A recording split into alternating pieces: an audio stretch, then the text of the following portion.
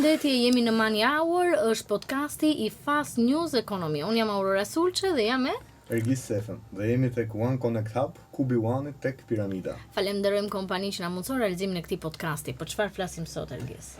Flasim për atë që kemi përditshme. Flasim për çmimet e ushqimeve kryesisht.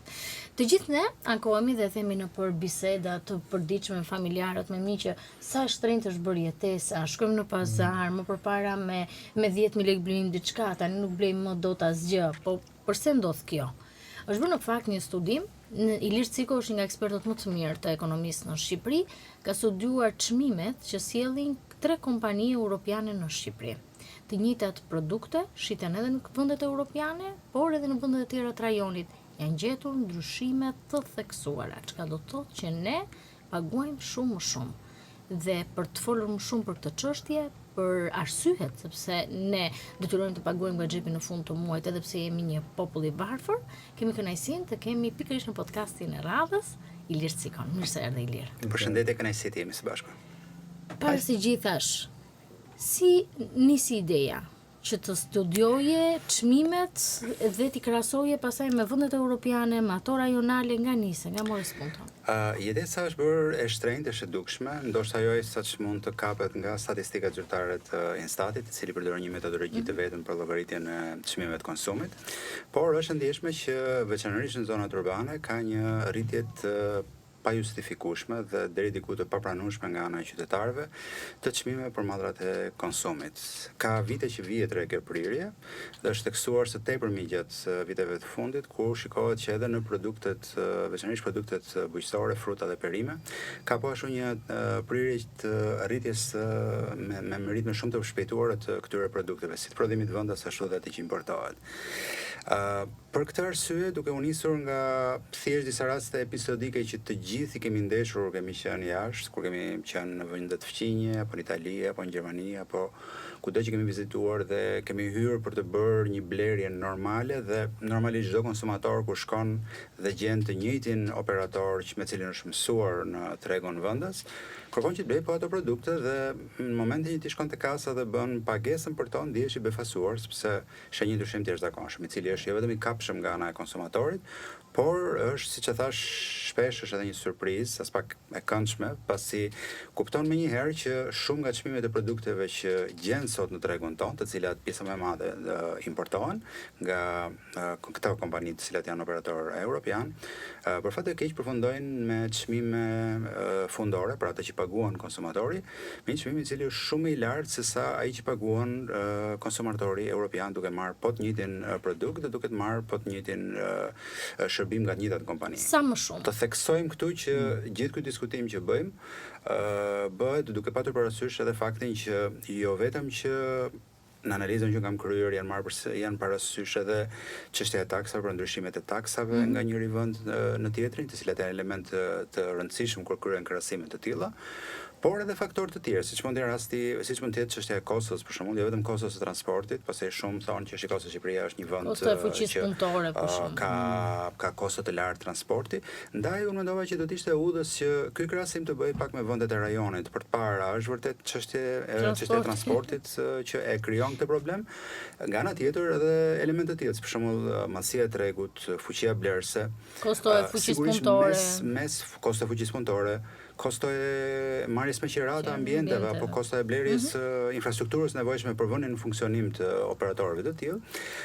Nëse do të shikojmë vendet brenda rajonit, sigurisht ka ndryshime, nuk jemi të gjithë barabartë, secila janë ekonomi vete, por në raport me Bashkimin Evropian, pra duke krahasuar secilin prej vendeve të rajonit me Bashkimin Evropian, sigurisht që ne jemi pothuajse të barabartë me njëri tjetrin, pra nuk ka ndryshim të madh. Sa kushton më shumë një produkt këtu se sa në një vend të BE-s, kur është I njëjti produkt dhe njëjta kompani që furnizon? Për këtë do t'i referohesha më tej për gjetjeve të studimit që është kryer vjet dhe është prezantuar vjet, I cili tregoi qartë që dhe e theksoj këtë sepse studimi I vjetshëm është fokusuar në 3 kompani dhe e bën pak më të përgjithshëm përfundimin se sa po t'i referohemi në rastit si vjeçëm, i cili ka qenë i fokusuar me një kompani.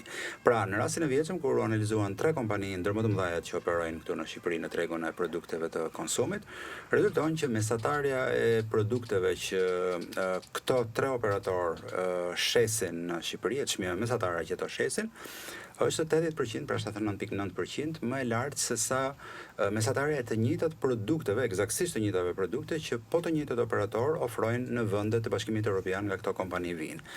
Pra, mund të themi për qytetarët kush mund të jenë këto disa nga produktet që ta kuptojmë edhe atëherë gama e produkteve që janë përfshirë në analizë përfshin pjesën më të madhe të produkteve të konsumit që secili prej nesh blen një market kur shkon dhe bën blerit e tij javore, ditore apo të çfarëdo lloji. Dhe këtu përfshihen të gjithë, që nga së pari produktet ushqimore, produktet e konsumit siç mund të jenë të kuzhinës, të gatimit, të banjës, tualetit, veshje ndoshta deri diku, lodra për fëmijë apo Pra këto janë deri në 80% më shtrenjtë të njëjtat produkte. Jo, janë 80% sepse deri në është shumë më lart. Deri në është shumë më lart dhe mesatarja për shembull e produkteve ushqimore është mbi 100%, që do të thotë produktet ushqimore mesatarisht janë dyfishi i të njëjtave produkte që shiten nga të njëjtat operator në Itali për shembull. Në Itali, në Gjermani, kudo që. Si shpjegohet kjo? Unë shpjegimin tim e kam dhënë dhe besoj dhe im shoj fort dhe ka kaluar një vit nga publikimi i vjetshëm dhe e kam parë edhe me kujdes gjatë kësaj periudhe pse ky fenomen ndodh. Dhe shpjegimi që kam dhënë mendoj se qëndron dhe është ende i besueshëm edhe sot. E gjitha ndodh për shkak të pozicionimit në një rol që unë e quaj mikromonopolistik të kompanive të tilla që operojnë në tregun shqiptar. Që do të thotë që nëse do të nisemi nga përkufizimi i mirëfillt i monopolit, pra çfarë është një monopol në treg, ndoshta do ta kishim të vështirë që të besonim që ndonjëra prej kompanive të tilla është vërtet në situatë monopol, sepse në treg realisht ka një numër s'po them të lartë, po ka disa operatorë që ushtrojnë aktivitetin në njëjtin sektor. Por pozicioni monopol i këtyre kompanive diktohet nga fakti që ato tregtojnë produkte të cilat janë të vetme, janë unike për konsumatorin shqiptar. Dhe e mbështetur edhe nga fakti që konsumatori shqiptar ka një preferencë të lartë për produktet europiane, të prodhuara në Europë. Kjo edhe për shkak të mosbesimit që konsumatori flas shtresa e mesme e shoqërisë veçanërisht, ka ndaj produkteve të importuara nga vendet e tjera që rezultojnë problematike apo prodhimit vendas që her pas here poshtu ka rezultuar problematik për të shmangur rreziqet që lidhen me sigurinë ushqimore. Shumë prej konsumatorëve që përkasin veçanërisht shtresës mesme të shoqërisë preferojnë që të bëjnë blerje në këto markete, pasi kanë një besim që ndeshen me një produkt europian. Pa i hyrë diskutimit nëse është e vërtet dhe marrin mirë qenë që këto produkte janë të tërësisht europiane dhe në fakt pjesa më e madhe e tyre ashtu janë, rezulton pra që çmimi është shumë më i lartë dhe e vetmja mënyrë që kjo mund të shpjegohet, elementet e kostos nuk e pranojnë një logjik që çmimi të jetë kaq i lartë, lidhet me ushtrimin e pozitës monopolistike që këto kompani ushtrojnë në treg me produktet e tyre, gjë që u lejon që ato të ofrojnë një çmim përfundimtar për konsumatorin, i cili është shumë më i lartë se sa ai që duhet ishte nëse çmimin e Bashkimit Evropian e përdorim si referencë. Pra që ta kuptojmë edhe qytetarët pak më mirë. Këto kompani në një farë mënyrë kanë të drejtën ekskluzive të importit të një sër produktesh të saktuara nga vendet europiane dhe nëse do këtë lloj produkti ta sjell vetëm kjo lloj kompanie. Dhe për këtë Aurora e paguan dyfish, sa Aurora është shtresë mesme dhe preferon këto lloj produktesh europiane dhe ka vetëm një mundësi për ta marrë tek X kompanie e cila importon këtë produkt. Eksakt. Dhe prandaj e paguan dyfish. Ndërkohë që institucionet nuk është se reagojnë për shkakun për të mbrojtur konsumatorin, se ne kemi institucione nga institucionet megjithëse është kërkuar, ka pasur edhe nga politikanë që jo aq sa duhet, po e kanë shtruar këtë çështje dhe kanë kërkuar nga institucionet që të veprojnë për mbrojtjen e konsumatorit, këtë abuzim i cili është i hapur. Nuk ka ndodhur një gjë e tillë. Megjithatë më duhet të theksoj sepse duket sikur paksa fokusi i bisedës, por edhe i problematikës lidhet thjesht me operatorët. Në fakt, realiteti në treg dëshmon që ky problem që ne flasim nuk është as pak i kufizuar në 2-3 operator europian, pra mos t'i vëm fajin vetëm atyre. Është masiv, është në treg. Por fenomeni është shumë i shpërndar dhe është shumë i përhapur edhe është shumë masiv, gjë që krijon një kosto shumë të lartë për gjithë shoqërinë shqiptare. Dhe kjo ndodh sepse kompanitë, duke qenë në treg një numër relativisht të kufizuar, pra ka disa të tillë operatorë të mëdhenj, marketet më të mëdha që operojnë në vend. Duam apo s'duam, unë nuk mund të them sepse nuk jam ndjenjë që kanë marrëveshje qoftë të fshehta, qoftë pa fshehta, por të paktën ka një sinkronizim në vendosjen e çmimeve që ato ofrojnë, duke parë dhe duke ndjekur njëri tjetrin, dhe cili do market tjetër, jo vetëm që nuk do dëshironte që të hynte në një luftë çmimesh me këta operatorë europian, por përkundrazi, duke parë që dhe shembujt më të mirë, ata që një gjë të tillë as në ëndër nuk do të mund ta bënin në vendet e Bashkimit Evropian, por e bëjnë në Shqipëri, atëherë edhe marketet e tjera, të cilat nuk janë plotësisht të varura nga importet që vijnë nga vendet e Bashkimit Evropian, duke kopjuar, pra duke parë të shevresh në rritet dardha, secili rrit çmimet dhe realiteti është që pothuajse në pjesën më të madhe të marketeve po të shkonin në Shqipëri, çmimet kapin një produkt të caktuar, çmimet janë tepër më të shtrenjta se sa duhet të ishin nëse do t'i referohemi të çmimeve të Bashkimit Evropian. Pra, në një farë mënyrë, në ekonominë ndodh ajo që quhet kartel, pra ose marrëveshje fshet që bëjnë. Ndoshta nuk e bëjnë të ulen në tavolinë dhe ta bëjnë t'i jap dorën, mi jep dorën, por qartazi kjo ndodh në treg dhe në lojë duhet futej autoriteti konkurrencës për të mbrojtur konsumatorët. Këtë përfundim më saktë duhet ta japin autoritetet të cilat duhet hetojnë tregun dhe duhet shikojnë deri në detaje se pse kjo gjë ndodh. Detyra jonë është që të shohim simptomat që janë të dukshme në treg, të gjitha rezultatet janë të bazuara në shifrat reale të çmimeve që çdo konsumator paguon në mënyrën më transparente të mundshme dhe sigurisht që unë kam ngritur këto hipoteza dhe mendoj dhe jam gjithmonë më i bindur që kjo është ajo që ndodh dhe nuk është që ka ndodhur tani, por ka vite që ndodh në Shqipëri dhe do një adresim masiv, do të thosha, pra mos ta shohim si një rast të izoluar të një apo dy operatorëve, por është një fenomen i cili në tregun e shitjes të madrave të konsumit, veçanërisht nga operatorët e mëdhenj, është mjaft i përhapur dhe problematik për vendin. Ndërkaq, si e vuan një vend si Shqipëria, i cili ne jemi dhe me një nivel të ulët të ardhurave, nga ana tjetër paguajmë ushqimet dhe çdo produkt tjetër që na duhet një test në përditshme 2 fish më shtrenjtë edhe se europianët. Pra kemi një presion të 2 fishit, varfërohemi gjithmonë më shumë. Synimi i studimit që unë kreva si vjet ishte pikërisht për të ulëmtuar pak pikërisht në këtë drejtim. Dhe në fakt ajo që kam bërë është që kam parë ç'ndodh në rajon. Pra jo vetëm çështjen e elementit kostos transportit apo tregut të vogël që shumë kolege ma kanë ngritur dhe kanë thënë shiko se ndoshta jemi treg i vogël dhe prandaj kemi çmime të larta, pavarësisht se kam ngulur që ore nuk është kështu, nuk është as pak kështu. Jemi treg goxha i madh dhe sa për një ide fare të vogël, secili prej këtyre operatorëve flasim janë për masave të disa dhjetra, mos edhe mbi 100 milion euro. Pra kanë xhiro të konsiderueshme edhe për një vend europian. Nuk janë kompani të vogla, por flasim për masave të mëdha. Pra, duke parë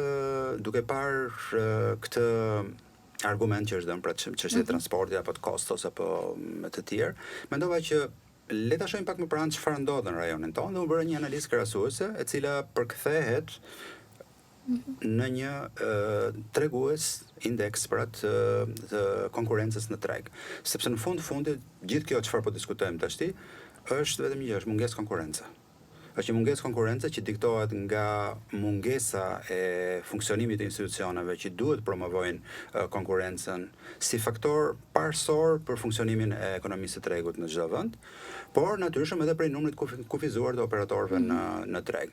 Ndaj unë bëra këtë analizë, sikurse vjet e bëra për rastin e Shqipërisë, bëra këtë analizë për të gjitha vendet e rajonit, nga ku rezulton që në vendet e tjera të rajonit, kjo diferencë pra e çmimit të produkteve që shiten në secilin prej vendeve të Ballkanit Perëndimor, krahasuar me çmimin e të njëjta produkte në Bashkimin Evropian, diferenca është shumë e vogël. Në rastin e Serbisë është 23%, në rastin e Bosnjës është 25%. Vlera të tilla deri në 20% janë deri diku të tolerueshme brenda Bashkimit Evropian. Mbi 20% ngrihet flamuri i kuq dhe autoritetet e konkurrencës patjetër duhet ndërhyjnë kur ka diskriminime të tilla. Megjithëse kjo normë është ulur, sot diskutohet edhe për shifra 90%, pra po qet mbi 10% diferenca. Është problem. Duhet të ndërhyjnë. Si shpjegohet që në Serbi apo në Bosnjë kemi funksionon tregu më shumë, institucionet janë më të vëmendshme të mbrojnë konsumatorët? Sigurisht, pra ka një vëmendje më të madhe të institucioneve për zbatimin e ligjit, pra nuk është vetëm të paturi i ligjit në pajtim me atë që kërkon BE-ja, por rreth të parë zbatimi i ligjit, marrja e masave ndëshkuese ndaj kompanive të cilat abuzojnë me konsumatorin me çmimet, por nga ana tjetër mendoj që në rastin e Bosnjës edhe Serbisë janë ndoshta edhe faktorë të tjerë që ndikojnë, siç është pesha që ka prodhimi vendas në konsumin e brendshëm brenda vendit, pasi në të dyja këto vendet prodhimi vendas ka një rëndësi pak më të madhe se sa kemi ne në rastin tonë të Shqipërisë, jemi pothuajse tërësisht të varur nga importet dhe prodhimi vendas është pothuajse i pafuqishëm për të konkuruar me importet që ne marrim nga vendet e tjera. Ka dhe faktorë të tjerë, siç mund të jetë për shembull që varësia e urbanizimit të vendeve që mund të jetë në një shkallë paksa më të ndryshme, pasi qendrat tregtare funksionojnë pranë qyteteve kryesore, por nëse vendi është një vend rural ku ka, siç është rasti i Shqipërisë për shembull që kemi shumë banorë që banojnë në zonat rurale, atëherë edhe ky efekt është më pak i ndjeshëm. Por sërish ajo që është treguese dhe prandaj unë e lidh pra këtë raport të diferencës së çmimit e lidh drejt për drejt si një interpretim të nivelit të konkurrencës, na tregon që në këto vende, pra në vendet e Ballkanit Evropian, konkurenca lë shumë për të dëshiruar, madje është alarmante në nivelin e Shqipërisë, që është 89%, pra diferenca e çmimit është 89% në rastin e Shqipërisë, ndërkohë që në vendet e tjera është 23 për Serbinë, 25 për Bosnjën, është 37 për Kosovën, 46 për Malinezi dhe 60 për Malinezi që është i dyti në radhë pas nesh. Sa janë në fokus të qeverisë problemet të tilla me çmimin që i vuajnë të gjithë qytetarët, apo kanë vëmendje të tjera gjërat, kanë ato politika e ditë? Ne nuk kemi ndjeshmëria si është? Ne nuk di të kemi raste reale të ndërhyrjes së shtetit në dobi të interesave të konsumatorit për penalizimet të kompanive që ushtrojnë praktika të tilla abuzuese me konsumatorët. Ndoshta mund mendoja gjatë, por do ta kisha të vështirë që të gjeja në një rast konkret ilustrues, kur në fakt ky është një realitet i përditshëm në ekonomitë e zhvilluara dhe të Bashkimit Evropian. Përmendem rastin e kompanive të fuqishme, të Apple apo Google apo kompanive të tjera që janë pararoje e inovacionit dhe ekonomive botërore sot në rang global. Ato penalizohen me gjoba që janë miliarda dollar nga Bashkimi Evropian apo nga Shtetet Bashkuara, pikërisht për ushtrimin e pozicionit monopol që ato kanë në treg dhe abuzimin që kryejnë me konsumatorët. Pra, çdo kompani që lihet e lirë të veprojë pa një kontroll në treg, është e prirur që të veprojë si në xhungël dhe të rrisë çmimet dhe të maksimizojë përfitimet e saj. Dhe mendoj se kjo është ajo që ka ndodhur në Shqipëri. Duke u nisur me ato premisat që shikoj se ne jemi një treg i lirë dhe ekonomia funksionon dhe kemi liberalizuar çdo gjë, në fakt nuk është ky realiteti, por në shumë sektor, jo të gjithë, ka shumë sektorë në cilët ne jemi konkurrues dhe ka konkurrencë goxha të shëndetshme, por në shumë sektor kemi marrë ato tiparet e xhunglës, kompanit janë fare të hapura që të abuzojnë drejt për drejt me çmimet që ofrojnë për konsumatorët. Qeveria dhe institucionet janë njëri aktor. Aktori tjetër janë qytetarët. Sa të ndjeshëm janë? Sërish është një nga ato defektet e mëdha që ne kemi si shoqëri, sepse së pari kjo nuk është një ekonomi tregu. Pra, ndryshimet të tilla të çmimesh tregojnë që një nga faktorët bazë për funksionimin e ekonomisë tregut është konkurenca e lirë në treg. Dhe çdo lloj diskutimi që mund të kryhet mbi funksionimin ose mirë funksionimin e ekonomisë së tregut e kërkon këtë premisë që në treg të ketë konkurrencë. Në momentin kur konkurrenca nuk ekziston dhe ka abuzime të tilla ku diferencat në çmimet janë të jashtëzakonshme, atëherë realisht nuk jemi në një ekonomi tregu, po është një xhungël ku secili bën atë që mundet të bëjë dhe që bën, edhe kur arrim është pak dëshpërues fakti që edhe kur arrim në këtë nivel, kur kemi kompani europiane që kanë një reputacion ndërkombëtar, që veprojnë në 10 shtete të tjera, vetëm Shqipërisë, dhe janë të mirënjohura për aktivitetin në gjitha vendet, pavarësisht vlerës së shtuar që ato sjellin, sepse në fundit edhe ato punësojnë njerëz në Shqipëri, sjellin produkte që ne nuk i kemi, pra ka shumë avantazhe për punën që bëjnë. Por ama ndodhemi në një situatë të tillë, e cila haptas është diskriminuese për konsumatorin shqiptar, tregon që fenomeni është më i shtrirë se kaq brenda ekonomisë së vendit. Për fat të keq, konsumatorët shqiptar i shoh të mpir, i shoh apatik dhe pa kurfar besimi që mund të kenë një ndikim si konsumatorët ashtu dhe shoqërinë civile për të ndryshuar diçka në këtë drejtim. E them këtë me dëshpërim sepse nëse një gjë e tillë, pra një rritje, jo një diferencë 90% siç po flasim, por edhe një ndryshim prej 10% nëse një supermarket do të rriste çmimet në Francë apo në Belgjik, njerëzit do dilin protestë dhe do ishin dhe protesta të dhunshme kemi parë. Në Francë për 3 muaj që u rrit pension, mosha daljes në pension u doq Parisi. Dhe elementi tjetër që do të thoja është që kjo pamje abuzive që ekziston në treg, transformimi i saj drejt një vendi europian, i cili nuk duhet mbetet thjesht një ëndër, po të gjithë duhet i bashkohemi, në fundit është në të mirë të gjithëve. Unë nuk e kërkoj këtë thjesht në kuadër të studimit, apo thjesht sepse dua që çmimet të jenë europiane edhe në Shqipëri për të gjithë qytetarët shqiptar. E them këtë sepse edhe vetë për kompanitë, patjetër që kjo do të kishte përfitimet e saj. Sepse duke ofruar çmime normale, ato që të njëjtat çmime që ato ofrojnë në tregun e Europës, patjetër që do të kishin mundësi që të kishin konsum më të lartë brenda vendit, do të kishte shumë më tepër konsumator që do të kishin besim te kompanitë dhe do të blenin më shumë produkte në to, dhe ndoshta dhe fitimet e tyre në fundit mund të ishin edhe më të larta se ato që realizojnë sot, nëse do të arrijnë që të shisnin më shumë në treg. Unë kam një pyetje të fundit, nuk e di ti, Elgis. Atëherë, një ndër arsyet të thellirë që ne ndojmë të situatë është edhe mungesa e prodhimit vendas. Ne jemi një ekonomi tërësisht e varur nga importet. A shet dritë në fund tunelit apo na duhet shumë vite? Është njëra nga rekomandimet që unë kam dhënë, që patjetër që mbështetja e prodhimit vendas është thembra e kilit për të zhvilluar konkurrencën në vend, por për fat të keq nuk ka një zgjidhje radikale të shpejtë që të mendojmë që mund të nxjerrë nga kjo situatë. Prodhimi vendas unë e shoh si një konkurrencë të denjë dhe me vend për të qenë së bashku me atë çfarë ofrohet nga tregu evropian. Ne po shkojmë drejt Europës, do jemi së shpejti do të jemi vend me drejta të plota të Bashkimit Evropian, jo duke mbajtur këto çmime, sigurisht nëse një pjesë e procesit të konvergjencës drejt BE-s është dhe konvergjenca e çmimeve, pra në fundit do të bëhemi pjesë e tregut të Bashkut Evropian nëse çmimet që ne do të kemi në dyqanet tona do të jenë të njëjta me ato që janë në Europë. Pa i hyrë diskutimit që ne marrim pagat fraksionet asaj që qytetarët evropianë sot paguan. Kjo është temë tjetër. Por ka vend për të bërë gjëra të mira për prodhimin vendas, sigurisht është bërë progres në drejtime të caktuara, sikurse ka dhe hapa që ndoshta nuk janë në drejtimin e duhur. Unë për shembull çështjen e çmimeve që po diskutojmë sot, unë shoh shumë problematike edhe në përqendrimin e tregtimit me shumicë të frutave dhe perimeve të brenda vendit.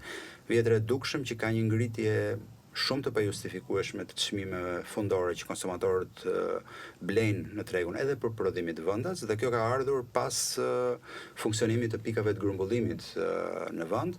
Pra nëse 10 vite më parë kishim fshatarë që gjenin rrugët për të sjellë në qytet produktet e tyre dhe ne i blenim me çmime që konkuronin dhe deri diku importin më sa mundshëm. Tani tregtari në Lushnjë dhe në Divjak, tregtarët me shumicë, dhe jemi dëshmitar që shpesh fermerët kanë dalë dhe kanë protestuar sepse i shesin produktet për 200 lekë të vjetra dhe marrin vesh që në Tiranë shiten me 2000-3000 lekë, pra mbi 10 fishin e çmimit që ata japin.